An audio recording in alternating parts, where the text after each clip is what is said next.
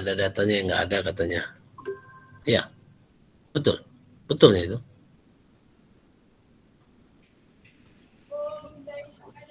Yang mana yang datanya nggak ada? Tahu nggak? Menurut kami seperti itu sih Pak, tapi nggak tahu ya kalau misalnya kami hilaf Pak. Nggak, yang mana? Yang mana kemarin? Ada yang Dari Saldo ada yang ngechat saya kemarin ya. iya Pak, saldo penerimaan Penerimaan bulan saldo penerimaan atau saldo? Saldo atau jumlah penerimaan? penerimaannya Pak. Penerimaannya, bukan saldonya. Penerimaan ya. Nah, saldo rekening Pak Agustus. saldo ya, saldo atau jumlah penerimaan? Yang mana sih? Nggak ingat saya. Kalau penerimaan kan dicari Pak. Penerima enggak, maksudnya kan udah dikasih tahu. Kan ada yang katanya datanya enggak dikasih tahu awalnya. Iya Pak, yang saldo rekening di bulan Agustus. Sebelumnya. Bulan sebelumnya berarti ya. Iya Pak. Oke. Tapi dapat kan? Iya, dapat kalian angkanya? Enggak, Pak. Iya. Enggak Pak. Nggak ada yang dapat. Jadi nggak dapat lah semua itu, salah lah semuanya. Saldonya nggak Iya ada. Pak. Kosong Pak itu ya Pak. Salah lah Pak. Kalaulah kalian paham rumusan yang saya kasih ulang-ulang itu, saldo awal ditambah penerimaan dikurang pengeluaran sama dengan saldo akhir, kalian balikkan aja, kenapa? Rumusan Terus itu dari berarti belakang kan dapat saldo cuma awal sama dikurang dengan saldo dikit. akhir dikurang pengeluaran ditambah penerimaan, itu kan saldo awal ya. Ya memang sengaja memang nggak diisi biar kamu Gimana bisa Pak? paham Tadi Pak. logikanya. Kan rumus itu kan, kalau kamu bikin di saldo awal lah dia. Saldo awalnya yang kosong kan? Iya, Pak. Saldo awal, penerimaannya dikasih tahu, pengeluarannya dikasih tahu, saldo akhirnya dikasih tahu. Ya saldo awalnya kan bisa. Tinggal dibalikkan aja. Ya kan? Saldo akhir dikurang pengeluaran ditambah penerimaan. Itu balik. Saldo akhir ditambah pengeluaran dikurang penerimaan. Nah, ya, saldo akhir ditambah pengeluaran ditambah dikurang penerimaan. Nah, itulah saldo awal. Kalau saldo akhir sama dengan saldo awal ditambah penerimaan dikurang pengeluaran, tentu saldo awal adalah saldo akhir ditambah pengeluaran dikurang penerimaan. Dibalik dia. Kalau tinggal rumusnya itu aja kan. Kalau kamu balik aja rumusnya itu, dapat dia saldo awalnya. Kan gitu.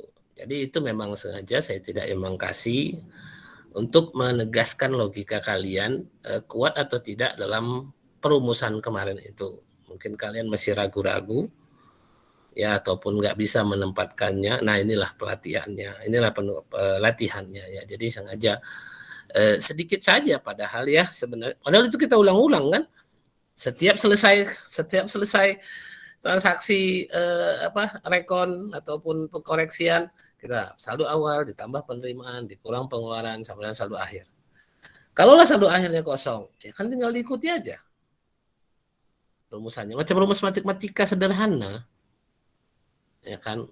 Kalau tinggal di X kan aja lah itu misalnya, kan tahu terus dia. Karena dia penjumlahan kan, saldo awal ditambah penerimaan dikurang pengeluaran sama dengan saldo akhir. Kalau saldo awalnya dicari, saldo akhir ditambah pengeluaran dikurang penerimaan sama dengan saldo awal. Itu kebalikannya. Ya, itu kebalikannya. Jadi dapat angkanya.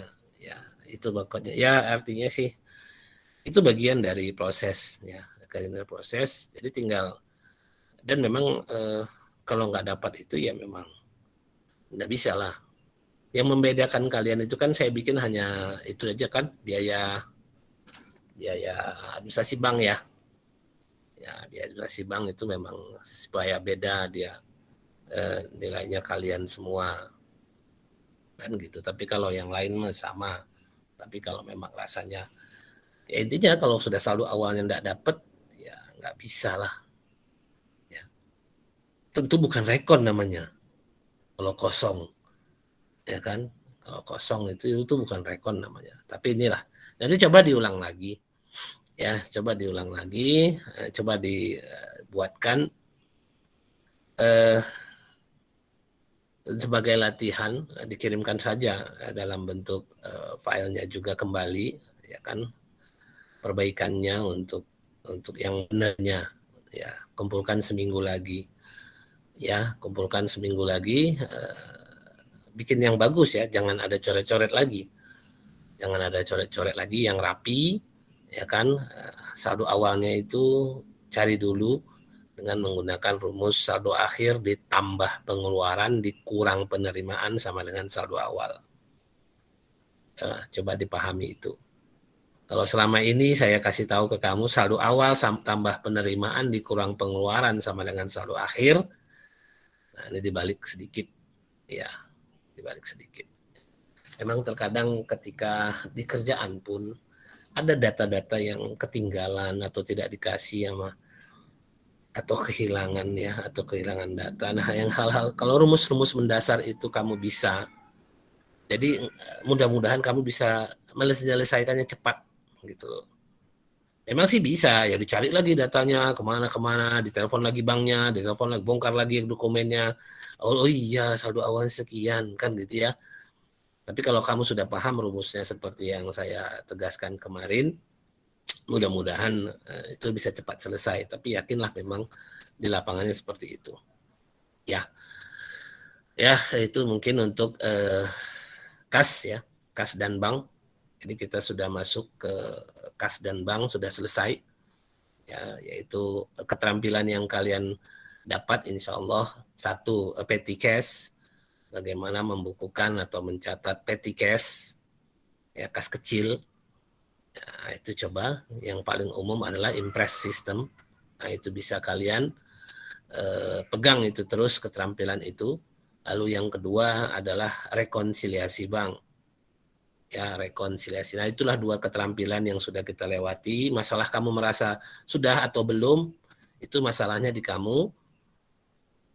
Solusinya ulang-ulang lagi. Ya, kalau mau diskusi silahkan. Ini enaknya. Kalau mau diskusi silahkan di grup. Pak, saya ada soal kayak gini lah jumpa, Pak. Cemana lah caranya? Boleh. Ya, soal yang terkait tentang pelajaran yang sudah kita lewati ya. Ya kan, yang soal-soal yang sudah. Jadi ya, makanya daring ini keunggulannya, salah satu keunggulannya itu adalah kita selalu bisa online.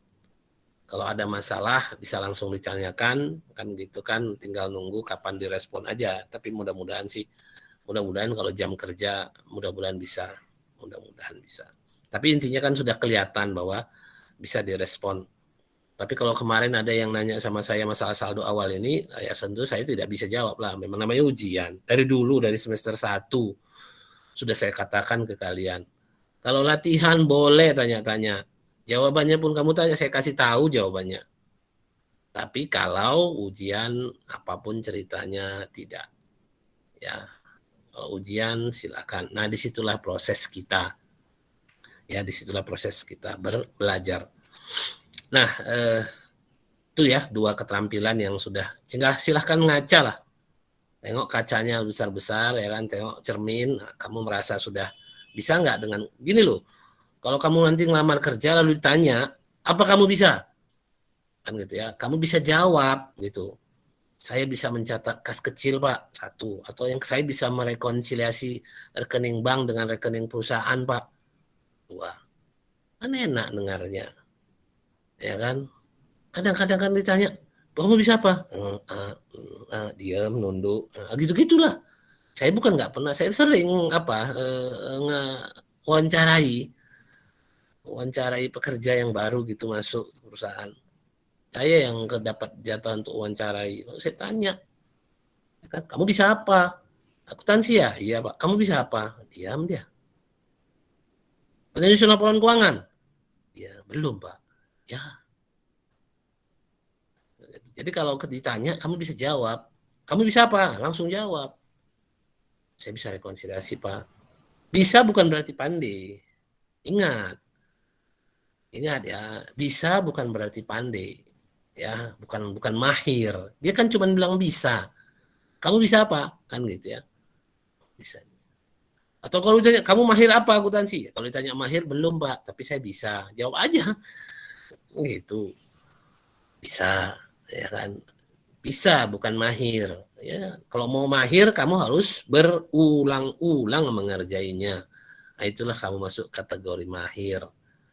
Tapi kalau cuma sekali, dua kali, itu baru bisa namanya, bukan mahir. Baik ya, kita masuk ke keterampilan yang kedua, walaupun sebenarnya ini nyangkut ke keterampilan yang ketiga nantinya. Untuk yang sekarang ya, untuk yang sekarang. Tapi ini sekedar pengetahuan sebenarnya malah. Tentang marketable securities. Ya, tentang marketable securities atau surat berharga. Yang artinya formatnya ini kamu, kalau di akuntansi itu kamu ingat ya, di akuntansi itu begitu kita melihat masalah akuntansi ataupun transaksi akuntansi, kamu lihat dari sudut pandang 4L, 4P, sorry, 4L, 4P namanya. 4P. Apa itu? Pengakuan. Ya, pengakuannya kayak mana? Kan gitu ya. Pengakuan, pengukuran, ukur berarti hitungannya.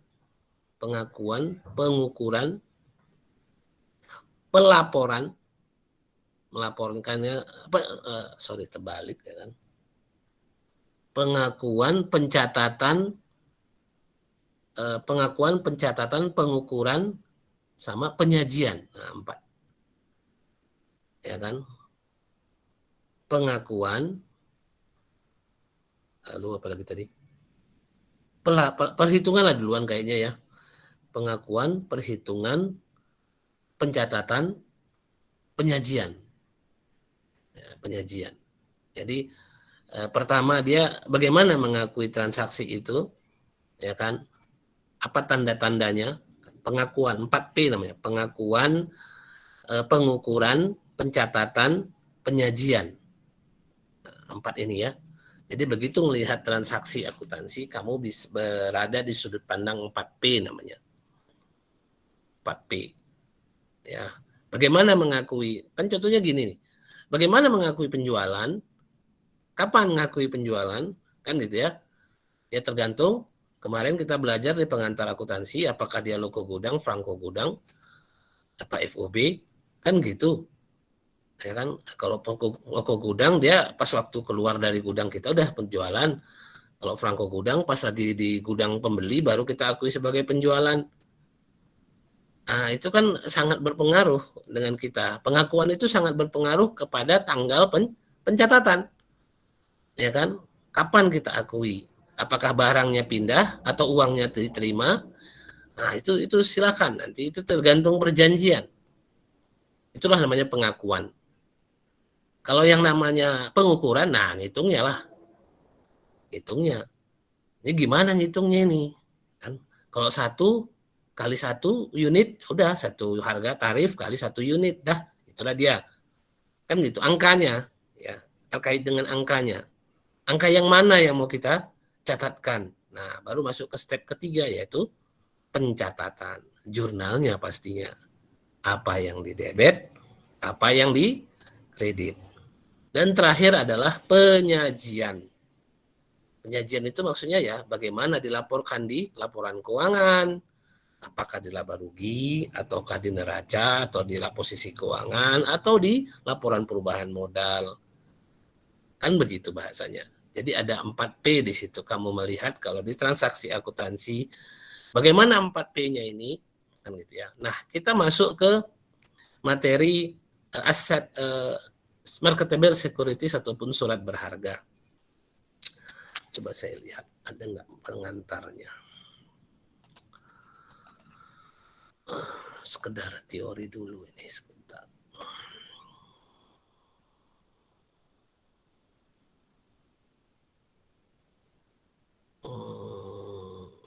Nggak ada pula marketable securities ini.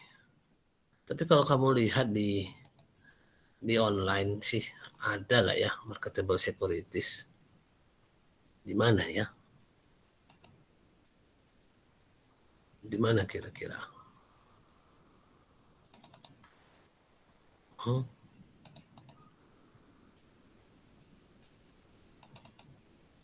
Surat berharga. Sekarang namanya aset keuangan ya. Aset keuangan di PSAK 71 itu namanya aset keuangan. Bahasa aset keuangan ini di syariah pun diadopsi juga ini makanya. Jadi kalau ditanya bendanya ya, bendanya yang namanya surat berharga itu adalah ini kalau kalian pernah main saham gitu ya, saham perusahaan lain ya, saham perusahaan lain itu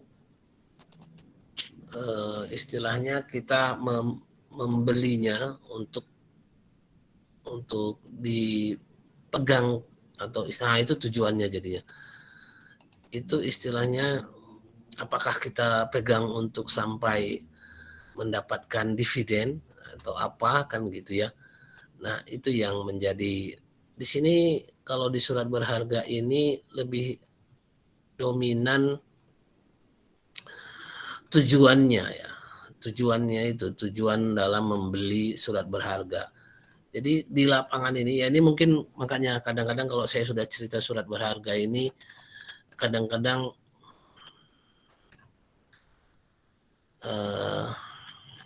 apa ya? Kadang-kadang macam diawang-awang gitu kalau ngomong sama kalian. Karena dia dagangnya dagang online, dagang saham begitu, dagang pembelian. Kalau di perbankan nanti ada namanya memang khusus bagian yang namanya dealing room itu dia memang tugasnya memutar uang. Jadi gini ya, sebenarnya kalau ditanya secara syariatnya, kalau saya sih pandangan pribadi saya tidak seperti ini ekonomi Islam itu. Ya kan artinya menjual beli surat berharga. Ekonomi Islam itu adalah ekonomi real, yaitu perpindahan antara barang dan jasa. Ya kan? Tapi kalau ini perpindahan antara modal, ya modal, duitnya yang pindah. Jadi kita bisa main saham atau kalian mungkin udah sering lah ya dengarnya. Apalagi sekarang banyak itu sosialisasi tentang saham syariah katanya ya, saham syariah. Apakah kalian sudah ikut atau enggak? Tapi saya enggak pernah ikut yang kayak gitu. Artinya memanfaatkan uang yang banyak itu untuk diletakkan di kepemilikan perusahaan. Kalau saham itu kan tanda kepemilikan perusahaan. Kalau sekarang kamu punya perusahaan mah gampang. Ya, kalau kamu mau kepingin jadi pemilik perusahaan, gampang.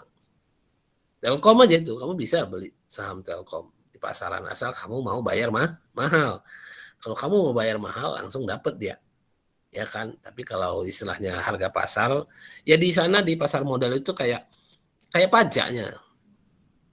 Kayak pajak juga. Kalau kalian market online itu pun, macam kalian belanja di all shop begitu, kalau yang ditawarkan adalah barang. Tapi kalau di pasar modal yang ditawarkan adalah saham. Ya, saham. Jadi kita beli sahamnya perusahaan, lalu kita akan mendapatkan yang namanya dividen. Kalau dia akhir tahun, hasil usaha, kamu tahu kan dividen itu dari mana? Ada yang tahu dividen dari mana? Kemarin di pengantar akuntansi kan ada itu.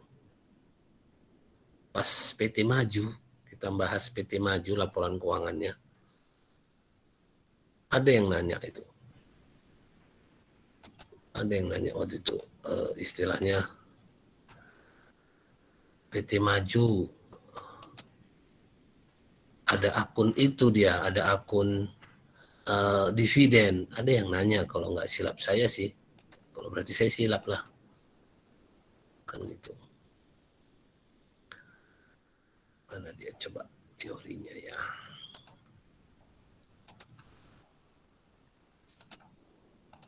Nah, seperti inilah penjelasan sederhananya.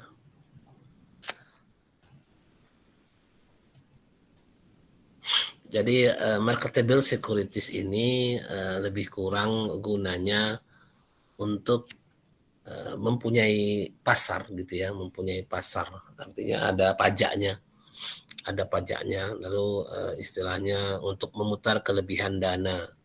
Makanya kesannya gini loh, orang-orang yang kalau saya sih, mungkin nanti ada suatu waktu saya undang lah kawan saya itu, ada kawan saya akrab dari dulu. Dia pemain pasar ini ya. Terakhir kayak nganggur gitu dia, nongkrong sana, nongkrong sini, di kafe sana, di kafe sini. Tapi yang diputarnya ratusan juta di HP aja, di HP main sana, main sini, di HP kan gitu ya, dia putar duitnya. Dia pindah ke sana, saham ini lagi buka, lagi murah, pindah kan gitu kan, jual beli ya kayak gitu ya kan. Terakhir dia itu pegawai PTPN 4 sebelumnya, diterima jadi apa dia, kepala gudang dulu sempat di Belawan, terakhir lepasnya status pegawai PTPN 4-nya itu, nggak mau dia, males dia ikut perusahaan. Terakhir dia ya udah sekarang duduk-duduk di kafe setiap hari, duduk-duduk di kafe, cuman ngerjain pindah saham sana, pakai HP aja, pakai HP pindah, beli jual beli, kayak gitu ya. Saya sih ditawarin tapi enggak lah ya, modal berapa lah ya, kalau yang kelas-kelas kecilnya lah ya 10 juta dapat lah ya, kamu bisa mulai dengan angka 10 juta ya kalau kamu mau punya perusahaan. Cuman terkadang tidak untuk menguasai perusahaan, itu yang ketiga ya, surat berharga ini. Jadi kalaupun kita membeli saham, untuk kalau yang dikategorikan marketable securities itu tidak untuk menguasai perusahaan. Jadi sebenarnya siapa yang berkuasa di perusahaan? Menurutmu siapa yang berkuasa di perusahaan? Pemilik perusahaan, Pak. Pemilik perusahaan. Yang berkuasa di perusahaan adalah Allah Subhanahu wa taala pastinya. Ya kan? Ya kan, betul kan? Apakah ada sesuatu yang salah di situ? Iya sih Pak, betul. Cuman kan di situ yang mau mengatur, yang bisa mengatur perusahaan itu adalah seperti yang dibilang kawan kalian tadi, itu pemilik perusahaan. Tanda dia bisa mengatur atau tidak bisa mengatur perusahaannya adalah sebesar uang yang disetorkannya. Ya kan, kalau kemarin itu kan kamu cerita si Ali menyetorkan modalnya kan gitu ya. Si Ali, ada nggak kemarin kita contoh perusahaan yang perusahaannya pemiliknya 2 orang? Ada kemarin? Belum, Pak. Upin Ipin. Oh iya Pak, Upin Ipin. Upin Ipin kan 2 orang itu, walaupun kembar. Kembar apa namanya? Kembar Bernas. Kembar apa? Iras, Pak. Iras, Pak. Kembar Bernas itulah. Yang cuma membedakannya cuman rambutnya aja sama kaosnya. Ya kan? Kaosnya sama rambutnya. Jadi ada beberapa orang yang memiliki perusahaan. Nah, siapa yang paling berkuasa di antara mereka? Adalah mereka lah yang menyetorkan uangnya paling banyak. Ya kan? Yang menyetorkan. Jadi yang menguasai perusahaan itu adalah orang yang punya banyak uang di situ, yang nyetorkan harta di situ. Nggak mesti uang ya, nggak mesti uang, tapi apakah aset dikasihkannya di balik namanya ke atas nama perusahaan yang asalnya itu dari dia. Nah, maka dia akan berkuasa di situ, di perusahaan itu. Ya, semakin banyak yang kamu setorkan ke perusahaan harta kamu pribadi, maka semakin berkuasalah kamu di perusahaan itu. Semakin sedikit harta yang ada yang kamu setorkan di perusahaan, semakin ngikut aja lah, nggak bisa ngatur.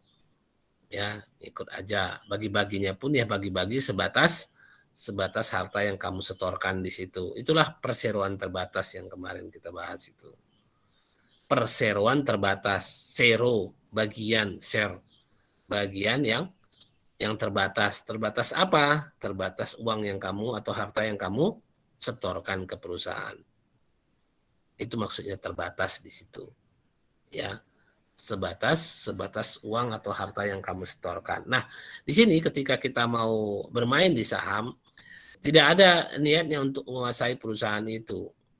Ya, jadi secara ilmu umum sih, kalau kamu tahu, kalau kamu mau menguasai perusahaan atau dikategorikan penguasa dalam perusahaan itu adalah kamu menguasai 51%. 51% dari total 100% saham yang ada di perusahaan itu, kalau kamu sudah beli 51%-nya, maka kamu dikategorikan pengaturnya. Semua boleh ngikut, nggak bisa semua. Semua harus ngikut apa kata kamu. Nah, itulah dia. Namanya kapitalis. Namanya, ya kan? Kapitalis. Mau nggak mau kita belajar sebagai kapitalis sekarang ini. Ya, semakin besar uang kamu, semakin berkuasalah kamu. Itulah namanya kapitalis. Kalau kita syariah enggak kayak gitu. Ya kan? Makanya lembaga ataupun usaha, badan usaha yang paling cocok untuk syariah, yang paling cocok untuk syariah adalah koperasi. Ya, itulah lembaga atau badan usaha yang paling cocok untuk bersyariah. Makanya saya sudah ada gabung dengan Koperasi Syariah Sumut. Kalian ada rumahnya di daerah Johor? Johor. JCT. Ada nggak rumah kalian yang ada di daerah JCT? Karena kantornya di situ. Kalau kalian memang istilahnya, kalau memang, saya pengawas di situ terakhir. Jadi ketua pengawas koperasinya. Ya kan, ketua pengawas koperasi. Jadi kalau memang rasanya kalian, dia begini, dia mengumpulkan UMKM. Oh, ada yang memberikan atau meminjamkan ruko ke koperasi itu, pinjam gratis, dipakai untuk menjualan produk UMKM. Yang nanti UMKM itu pakai mereknya koperasi itu. Kan, jadi kalau misalnya kamu tetangga kamu nih ada jual kue kan gitu ya, enak kan gitu kan enak.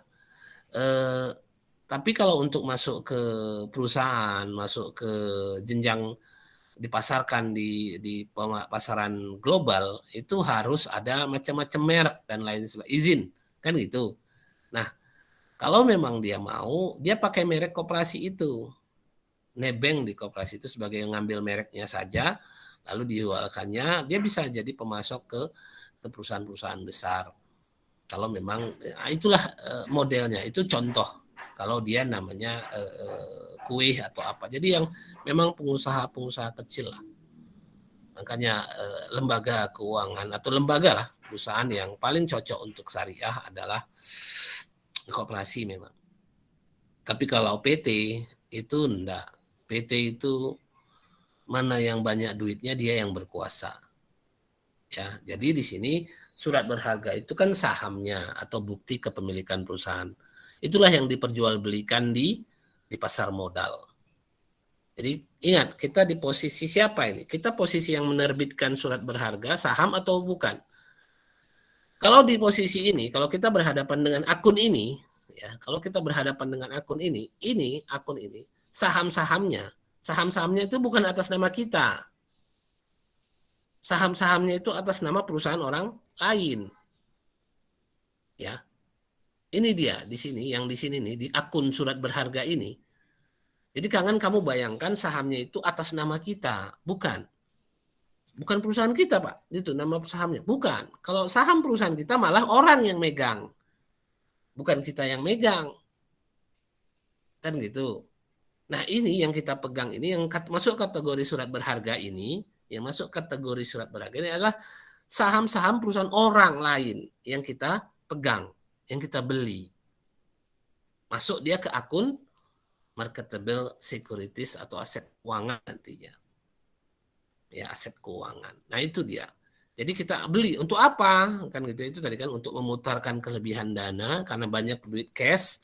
Jadi itu lebih aman, kan gitu ya. Lebih aman menurut mereka karena memang tidak perlu tenaga kerja, cuman tekan tombol aja dah kita bisa beli sahamnya. Kita sudah bisa masuk ke pasar modalnya, kan gitu kan. Kita beli, dah kita sudah melakukan transaksi surat berharga. Kan begitu. Kalau mau ya, istilahnya, tapi di sini tidak menguasai perusahaan lain. Itu maksudnya tidak berharap penguasaan. Nah, ini contoh-contohnya. Jadi dalam pencatatan perolehan surat berharga itu ya seperti ini. Kalau kita beli dia, maka ada akun surat-surat berharga. Akunnya itu bisa surat-surat berharga, bisa namanya langsung, misalnya saham PT Telkom misalnya di debit, boleh. Kan gitu kan. Kita kan bukan Telkom, kita PT apa kemarin dulu kita pernah buat perusahaan. Kita pernah buat perusahaan kelas ini. Dulu lewat pengantar akuntansi. Pernah kita buat perusahaan. Biasanya saya buka pengantar akuntansi, kita buat perusahaan, itu biasanya kelas kita. Ingat kan? Enggak lah ya. Saya ingat. Ya kan, enggak lah. Enggak ingat lah kalian kan. Biasanya ingat, biasanya ada kita. Kalau saya dulu kalau beberapa kelas ya, termasuk asal saya memulai pengantar akuntansi, saya tentu akan memulai kalau kita memiliki usaha. Saya nggak tahu usaha kita apa dulu di kelas ini. Nggak ingat saya. Tapi saya yakin itu ada. Karena ketika cerita persamaan akuntansi, biasanya kita buat contoh perusahaan kita. Perusahaan kelas ini maksudnya. Saya nggak tahu. Nggak ingat, Len? Ada yang ingat? Nggak ada lah ya. Baik, coba kita lihat. Jadi ketika kita membeli, maka tentu ada akun surat-surat berharga ataupun surat saham atau dan lain sebagainya. Obligasi juga ada. Obligasi syariah ada sebenarnya. Ya, obligasi itu surat pernyataan berhutang, ya kan? Yang kita beli pakai cek tentunya atau transfer ke bank, maka banknya berkurang. Bank kita berkurang. Kan gitu ya. Itulah kata kita memperolehnya. Perolehan, pengakuan kan sama. Kalau kita memperolehnya. Kalau kita menjualnya, nah ingat, coba perhatikan. Ketika kita membeli 4343, 4.343, lalu kita jual dengan harga 4.455, lebih tinggi sedikit, lebih tinggi 112. Maka jurnalnya seperti yang di bawahnya, penjualan. Kita terima uang 4.455, kita jual surat berharga yang nilainya kita beli kemarin 4.343, ada keuntungan dari penjualan surat berharga. Nah, seperti itu. Jadi keuntungan itu saldo normalnya di kredit dan dia masuk ke laporan laba rugi sebagai pendapatan lain-lain. Nah, itu kalau dia dijual ketika jadi ya gini, kalau kita berbisnis saham itu ataupun surat berharga itu, saham lah contohnya, kita akan mendapatkan yang paling utama, kita tahan terus, kita pegang terus, kita akan mendapatkan yang namanya dividen. Dividen itu adalah pembagian dari laba kepada pemilik. Pembagian dari laba bersih kepada pemilik. Berapa itu dikasih kepada pemilik. Itu dividen itu ditentukan di rapat umum pemegang saham. Berapa dividennya per lembar yang memiliki sahamnya, kan gitu, lalu dikasih. Itu yang paling pasti. Tapi karena dia dividen itu setahun sekali, di rentang tengah tahun ini atau di rentang antara setahun ini, mereka membutuhkan uang atau kita membutuhkan uang, maka kita boleh jual itu. Nah, jualnya seperti inilah dia. Jadi pas kita beli ada 4.343, pas kita jual ada kelebihan. Maka kelebihannya itu diperhitungkan sebagai keuntungan. Nah, yang jadi masalah di prakteknya ini yang jadi masalah di prakteknya itu ada muncul yang namanya spekulasi.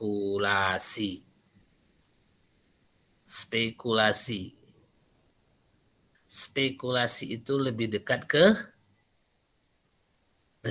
ke riba alias judi. Ya, makanya saya tidak begitu senang yang namanya saham ini. Karena biasanya kalau kita mengharapkan ini dividen, kalau kita mengharapkan dividen nih, kayak gini nih jurnalnya. Ya kan, bank di debit, kredit pendapatan dividen. Ini masuk ke laporan laba rugi. Kalau ini syariat ini. Ini sesuai syariah. Kalau yang ini ya. Tapi kalau yang ini ada racunnya. Ada racunnya karena dia kan di tengah-tengah dijualnya. Kan gitu ya. Di tengah-tengah. Jadi ada racunnya. Racunnya dalam arti kata apa? Ada gampang setannya masuk di situ. Ya, artinya ada spekulasi di situ. Ya, ada spekulasi sehingga muncul ada perhitungan-perhitungan spekulasi pun ada jadinya. Tahu perhitungan spekulasi itu kayak apa? Kalau kamu pernah nengok togel, nah seperti itulah perhitungan spekulasi itu ya. Nggak jelas angkanya di mana-mana. Tahu kuda 75. Nggak tahu kita dari mana ceritanya itu. Misalnya ya kan, ular 32 katanya. Dari mana angka itu pun kita nggak tahu. Nah, itulah spekulasi yang menyesatkan kan gitu. Kelihatannya kayak hitungan-hitungan ya. Kalau kamu lihat orang-orang yang bahas nomor-nomor togel itu, kelihatan kayak ilmiah kali matematika. Ya kan kayak macam kayak matematika ini. Tambah ini begini. Padahal enggak. Padahal itu adalah perjudian. Nah, seperti dia jadwalnya seperti itu ini. Spekulasi ini ataupun surat berharga kalau kamu jual di tengah jalan istilahnya atau di tengah jadwal. Itu jatuhnya ke situ. Memang sih kadang-kadang ada alasannya karena butuh uang. Tapi bergeser dia. Jadi dia cepat kali, gampang bergesernya antara kebutuhan dengan keinginan. Kalau kebutuhan oke lah, dia butuh uang untuk misalnya gini lah. Kenapa dijual sahamnya sekarang? Kamu udah beli saham Telkom di Januari misalnya. Kamu ada beli saham Telkom di Januari 100 juta misalnya. Kan gitu. Lalu di April kamu butuh uang untuk membangun kantor, untuk membangun atau membeli mesin atau apa. Lalu yang 100 juta kamu belikan ke saham itu, kamu jual lagi ke pasar. Alhamdulillah harganya nggak 100 juta, harganya 150 juta. Ya itu kan ya syukur kan gitu ya. Syukur ya, tapi kan inti tujuan kita apa tadi menjualnya? Untuk membuat kantor atau membeli mesin. Bukan untuk mendapatkan keuntungan yang 50 tadi. Kita beli 100 lalu kita jual 150. Wih, untung 50 kan gitu. Tapi tujuan menjual yang di April tadi bukan itu. Tujuannya apa tadi? Untuk membeli mesin atau untuk membeli yang lain. Nah, itu boleh untuk membeli mesin. Cuman kan orang tergoda di situ. Ketika dibeli 100 lalu di April nggak ada niat mau jual sih, tapi tengok harga 150. Wah, jual aja lah. Untung kita kan gitu kan. Nah, itu udah masuk judi dia. Dia udah masuk kategori judi. Ya Bang Roma pun nggak mau dia kayak gitu. Sering kan pernah dengar lagu Roma Irama. Judi katanya nggak mau tuh, nggak bagus. Ya kan, nggak boleh. Ya kan. Ada Pak judi itu kan bermanfaat kalau menang, Pak. Iya kalau menang. Ya kan? Ada di Quran, termasuk khamar dan judi itu ada dua item di Quran yang disebutkan bahwa ada manfaatnya loh. Khamar ada yang jadi obat kan, ada judi pun ada kalau menang dia bisa lebih apa. Cuma ada cumanya nih. Cuma atau tapi mudaratnya lebih banyak. Itulah agama Islam ini mengajarkan kita hal-hal yang baik, hal-hal yang indah. Artinya Allah sebagai pencipta tentu tahu kita sebagai manusia itu seperti apa. ya kita manusia itu seperti apa. Jadi sehingga kalau yang kayak gini jangan dibuat. Tapi ada juga Pak yang buatnya. Nah, itu lainlah cerita. Ya kan? Ini uniknya manusia, ada dilarang itu yang dikerjakan. Ya kan? Yang Pak yang dilarang itu yang dikerjakan. Nah, itu unik manusia ini. Baik. Nah, ini dia terkait pencatatan perolehan ataupun pengakuan, apa tadi pengakuan atau perolehan ini sama kan gitu ya. Lalu penjualannya kalau mau dijualkan. Nah, ada penyesuaian di sini, penyesuaian. Nah, ada jurnal penyesuaian kerugian karena penurunan harga surat berharga. Jadi gini, inilah akuntansi konvensional saya ceritakan ke kamu. Akuntansi konvensional itu namanya deteksi risk. Saya cuma bisa bilang akuntansi konvensional itu memang namanya aja nggak berkah ya. Jadi Allah memberikan rasa di situ, rasa untuk membuat kalau yang mempraktekkan yang konvensional ini ada rasa yang namanya cemas, khawatir, cemas, khawatir. Nah, itu dikasih Allah. Ya, bagi yang bertransaksi non syariah akan muncul rasa cemas. Ya, cemas, khawatir. Itulah namanya kalau diterjemahkan di ilmu konvensional itu namanya risk, resiko. Karena mereka mencemaskan. Mencemaskan apa? Mencemaskan hartanya berkurang, mencemaskan dia jadi miskin, mencemaskan dia sakit, mencemaskan dia mati. Kan gitu kan? Masuk itu cemas-cemas itu semua. Ya kan? Termasuk cemasnya seperti itu. Jadi orang tidak menyangka itu bisnis konvensional itu, bisnis riba itu akan kalaupun dia kaya, kayanya kelihatannya di depan kaya. Cuman di dalamnya itu berbulat lah itu yang namanya apa? Cemas. Ya, besar kali cemas itu di dalam badannya itu. Cemas, khawatir, nanti khawatir uangku berkurang, nanti khawatir rugi, nanti khawatir ini, khawatir itu, khawatir mati, khawatir sakit. Ya terakhir lakulah asuransi ya kan. Khawatir nanti mati, nggak ada lagi anak-anakku, siapa yang nanti yang akan ngasih makan anak-anakku. Kayak dia Tuhan aja. Yang ngasih makan anak-anaknya itu dia pastinya. Ya enggak lah. Ya saya tetap berkeyakinan, kita sebagai manusia berkeyakinan rezeki itu masing-masing orang ada. Kalau sudah nggak ada lagi rezekinya berarti sudah nggak ada lagi napasnya. Ya kan? Alias mati. Ya, jadi selagi ada dia napas adalah rezekinya itu. Ya, selagi dia bernapas adalah rezekinya itu. Jadi ya kekhawatiran tinggal kamu bekerja saja. Bekerja, apa yang bisa kamu kerjakan, apa yang bisa bermanfaat untuk orang, kerjakan. Apa yang bisa bermanfaat, kerjakan. Rezekinya urusan belakangan. Datangnya nanti itu. Kan gitu. Nah, inilah muncul di jurnal penyesuaian ini. Ini kan cerita konvensional. Jadi gini ceritanya. Ketika dia beli di awal, misalnya 100 juta, mungkin bulan Januari 2021, kan gitu ya. Januari 2021 dia beli surat berharga Telkom kah atau PLN kah atau apa yang blue chip lah, LQ45. Ada istilah cuan lah, cuan. Nah, ada lagi ya kan. Istilahnya ada cuan. Saham cuan nih katanya kan, saham cuan. Saya nggak tahu sebenarnya cuan itu apa pengertiannya, tapi katanya sih pokoknya menghasilkan uang lah kan gitu ya. Jadi dia beli Januari misalnya saham yang mantap gitu ya.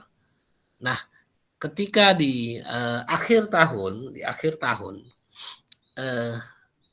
dia kan ngelihat spot. Kamu tahu spot? Spot SPOT ya. Spot itu harga pasar ya di pasar modal. Dia lihat spot saham yang dia beli 100 juta itu harganya turun jadi 95 juta. Kan gitu ya. Nah, 31 Desember yang 100 juta tadi harganya turun. Maka dia langsung buat jurnal penyesuaian yang ada di seperti itu tuh. Di depan itu. Kerugian karena penurunan harga surat berharga, lalu dikurangilah nilai surat berharga itu. Ya. Atau dibikin penyisihan. Kadang ini dia nggak langsung di sini. Di sini penyisihan pun ada.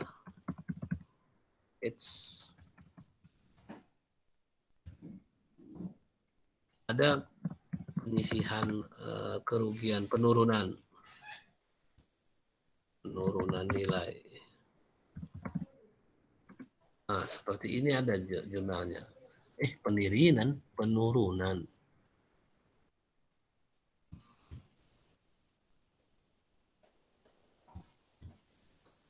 Penurunan nilai surat berharga. Turun dia nilainya. Ini udah dijualnya. Di 31 Desember dijualnya enggak? Coba kamu perhatikan. Belum ya, nggak ada dijualnya. Nggak dijualnya loh. Cuman dia tengoknya di harga, ditengoknya di harga di pasar. Bentar.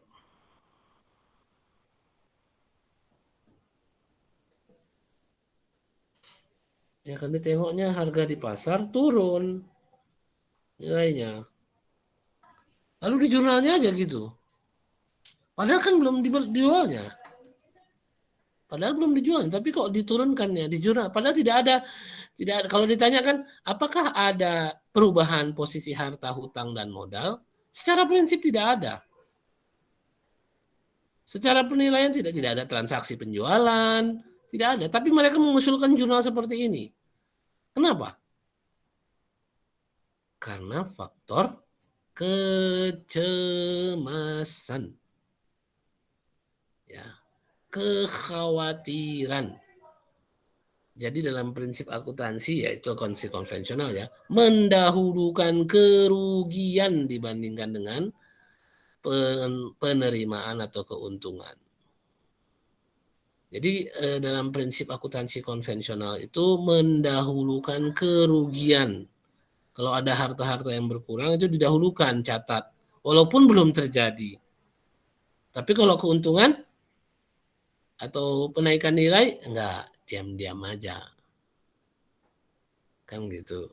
Nah itu terjadi ya, itu terjadi. Nah jadi seperti inilah jurnal-jurnal penjualan, perolehan ya, perolehan tadi seperti yang di atas, perolehan, penjualan, penerimaan dividen, sama penyesuaian.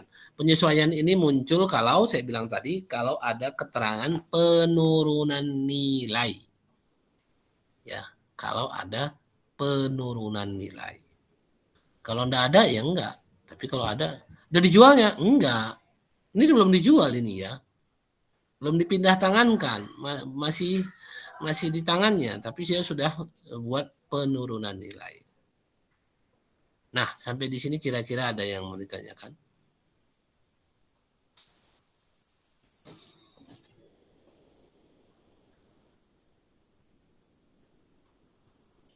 Udah tahu semua, Glenn? Udah pandai, Glenn?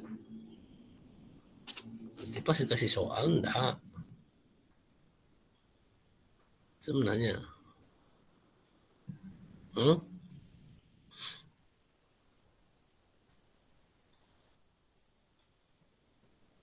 Ada?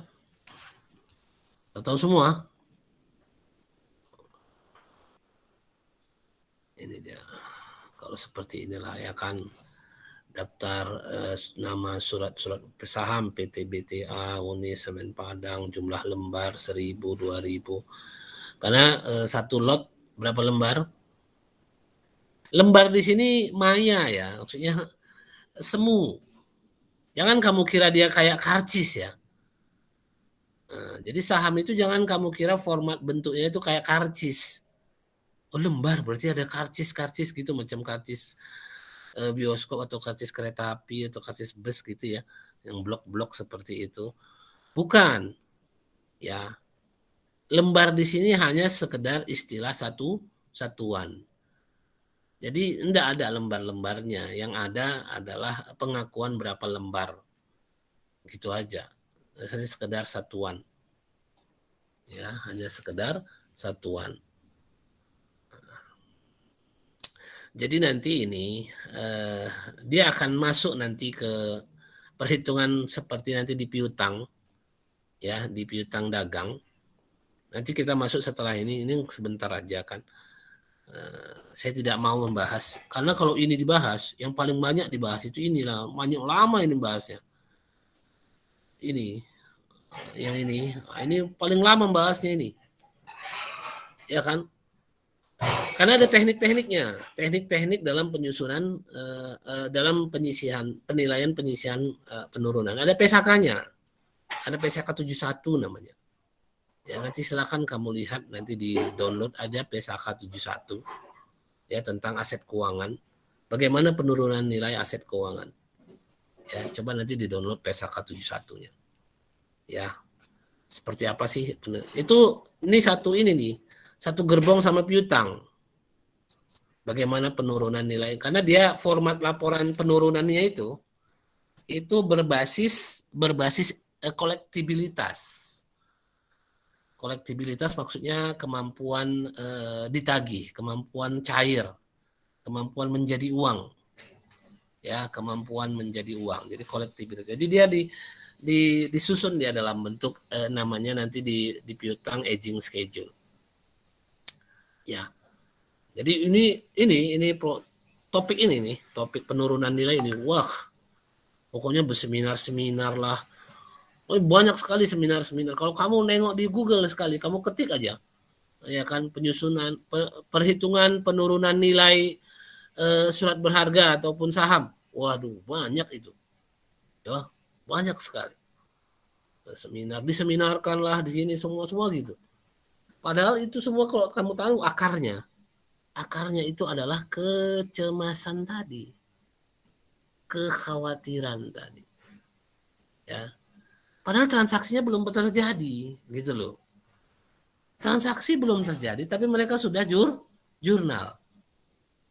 Ini yang saya gelapkan ini. Ini belum terjadi ini. Belum nurun dia. Belum, maksudnya belum dijual barangnya. Tapi karena nurun di pajak kamu, gini loh, kalau misalnya kamu megang harta gitu, kereta gitu kan, kereta ataupun mobil atau kereta lah kan. Keretamu misalnya Vario misalnya. Misalnya tahun 2019 kan gitu ya. Lalu di akhir tahun 2021 ini masih kamu pakai nih keretanya. Lalu kamu lihat di pasaran, di pajak di mana gitu, di mana kalau jual-jual kereta bekas yang paling banyak di Medan ini.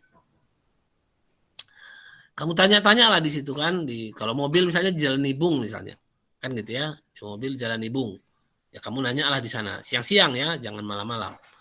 Ya kan, kalau malam-malam nggak payah dan nanya-nanyanya di situ. Ya, bukan mobil di situ jadinya.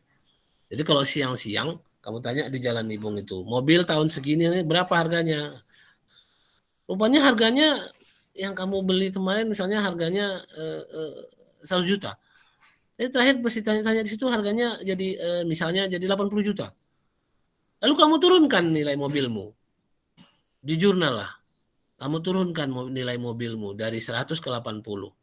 Atas dasar informasi harga pasarnya turun jadi 80. Udah kamu jual? Belum. Jadi kalau diturunkan, itu informasinya begitu. Kita mengurangi resiko, kerugian katanya juga kan. Nah seperti itulah dia kejadiannya ya. Ya ini memang saya terakhir sebenarnya fenomena syariah. Kalau kita bicara ini, kita bicara fenomena ekonomi syariah yang ngikut cara-cara konven. Ya, kadang-kadang ekonomi syariah itu sederhana kok memang. Ekonomi itu sederhana. Cuman kadang-kadang yang konvensional ini bikin jadi ribet, bikin jadi susah. Karena faktor apa? Faktor macam-macam lah. Jadi yang dia nggak tahu ngitungnya kayak mana. Ngitung kecemasan kayak mana ngitung kecemasan. Cobalah hitung kecemasan. Seperti apalah kamu bisa menghitung kekhawatiran? Ya kan?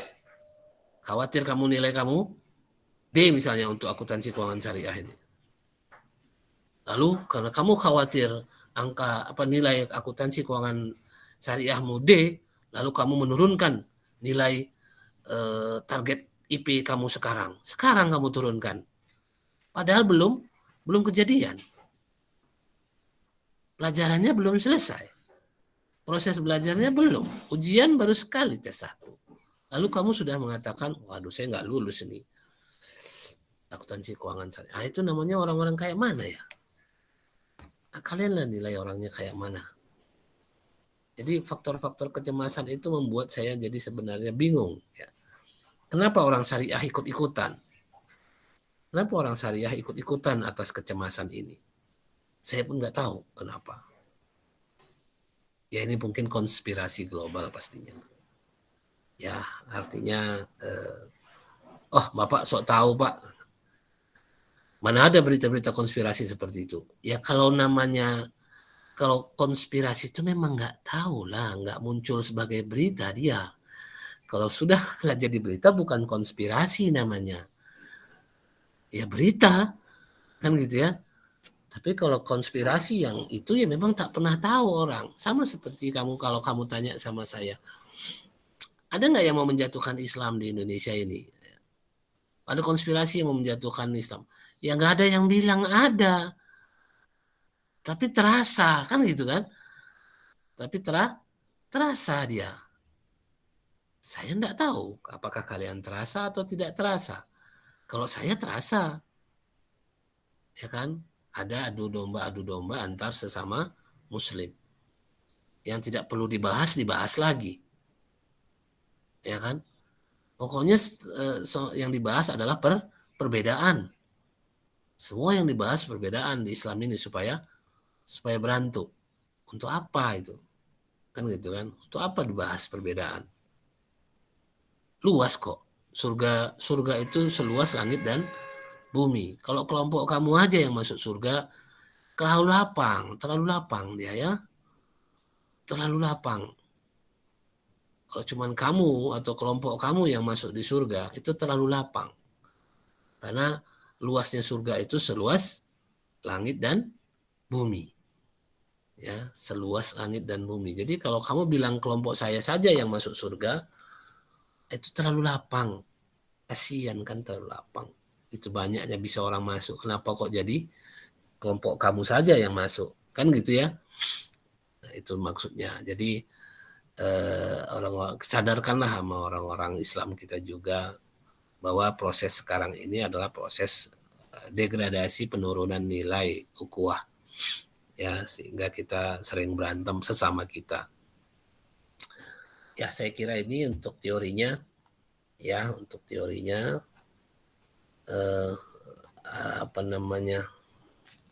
kalau masalah latihan nanti bisa kalian nanti saya coba share latihannya di mana ya.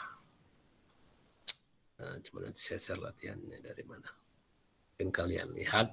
Tapi intinya seperti ini. Ini aja pelajaran yang sederhananya. Ya, sederhananya seperti ini. Apa itu? Oh, vaksin lagi.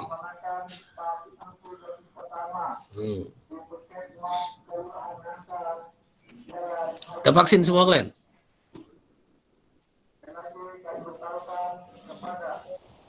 Besok, Pak. Vaksin semua? Hah? Sudah, Pak. Udah vaksin? Mbak. Alhamdulillah udah Pak. Sudah, Pak. Oh, bagus. Kalau saya enggak. Ya, kalau saya sih udahlah. Nah, itulah contoh konspirasi tadi. Kan gitu ya. Jadi istilahnya, enggak, Bapak negatif aja. Ya, mana ada itu? Ya kalau nggak ada, kalau ketahuan dia atau kalau blow up begitu ataupun istilahnya menjadi pembahasan di media resmi, itu bukan konspirasi namanya. Ya, itu memang berita.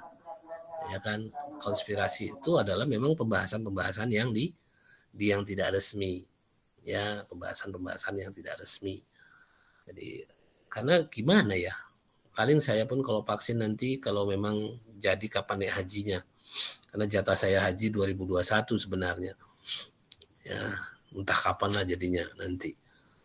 Itu satu. Yang kedua, baru awal bulan kemarin ini, akhir bulan September ini abang saya ke Inggris. Itu enggak ada vaksin-vaksin di sana. Ya, enggak ada. Jadi yang ada sih PCR, maksudnya tes ya, dites kalau memang misalnya sakit, kalau memang misalnya positif di isolasi kan gitu ya, 10 hari diisolasi lalu dicek lagi. Dia sama keluarganya ke sana.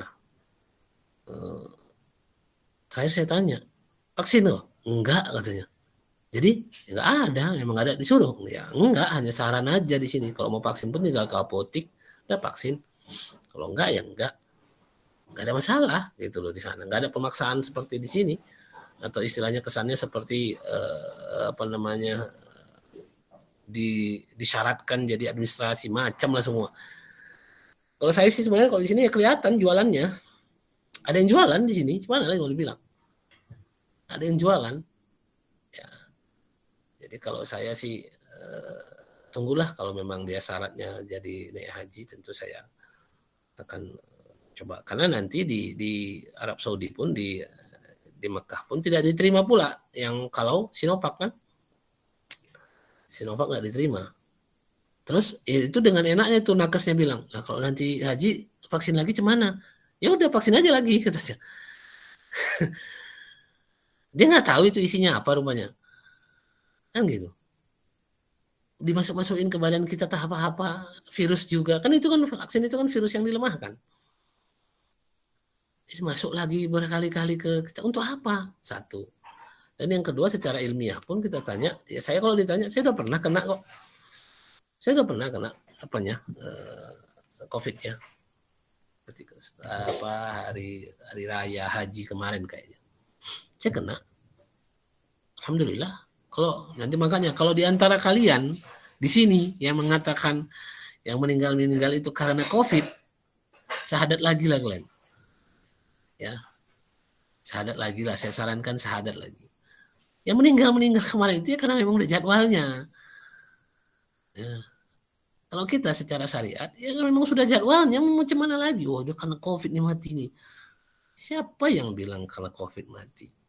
Ya, itu kena asbab saja. Tapi kalau yang ditanya apakah jadwalnya memang sudah sampai di situ, ada yang udah kena COVID. Ya saya termasuk kena COVID misalnya. Ya sudah. Kalau belum jadwalnya belum lah. Kan gitu. Belum pun ya belum. Jadi ya artinya kalau bukan berarti kita tidak boleh menjaga kesehatan. Boleh. Kan gitu ya. Kita tetap menjaga kesehatan. Hanya saja ya artinya bukanlah keluar omongan itu. Keluar omongan karena COVID dia meninggal. Ya karena COVID dia meninggal. Saya kira kalau kamu jadi mahasiswa saya sarankan ya. Tidak usah yang kayak gitulah. Jangan gitu-gitu kali lah. Kalau kenapa dia meninggal ya? Yang sudah jadwalnya. Gimana lagi? Karena jadwal itu tidak bisa dimajukan dan tidak bisa dimundurkan. Itu jadi. Kalau kamu masih percaya Quran ya sudah. Itulah dia. Ya. Makanya hebatnya Quran ini ya nak ya. Al-Baqarah ayat kedua itu apa katanya? Apa katanya? Kitab yang tidak ada keraguan. Ya. Kitab yang tidak ada keraguan. Kalau kamu masih ada keraguan dari Quran, silakan syahadat lagi, mudah-mudahan tobatnya diterima. Ya, kalau masih ada kamu meragukan, ya kan, kalau masih ada kamu meragukan apa yang ada di Quran, saya sarankan disyahadatkan lagi lah dia, kan gitu ya. Makanya uniknya Quran itu memang seperti itu. Ya, saya kira itu untuk hari ini. Jadi cerita kita untuk marketable securities adalah perolehan ataupun pengakuan ya, perolehan 4P kemarin tadi kan, perolehan, pengakuan, perolehan, pengakuan, perhitungan, pencatatan, sama penyajian. Nah itu dia. Coba silahkan, kalau ini hanya di pencatatannya saja seperti ini. Saya kira itu. Ada yang mau ditanyakan? Kalau tidak ada, saya kira kita cukupkan hari ini dengan membaca hamdalah. Alhamdulillahirabbil alamin.